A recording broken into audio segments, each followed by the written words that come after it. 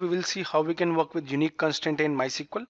So unique constraint ensures that all the values in a column are different. So a primary key constraint automatically has a unique constraint.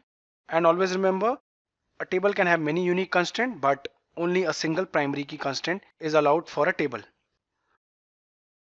Now let's use Amit DB semicolon database change. We have entered a database. Now let's create a table wherein we will set one of the field as unique and understand the concept.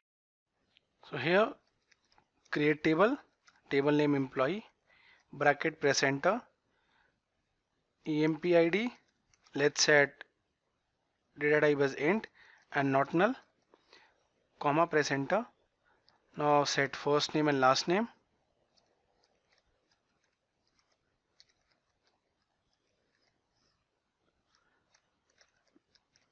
Last name varchar.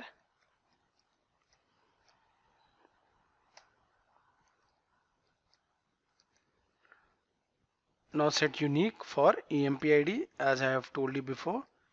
Now press enter, bracket and semicolon. Now you can see query okay, 0 rows affected. Now let's see the structure of the table. DSC employee semicolon press enter. Here you can see it has automatically set the employee ID key as primary because we use unique, and it is also not null because null is no here because we have set not null here. So guys, we saw how we can work with unique constraint. We saw how we can create unique constraint.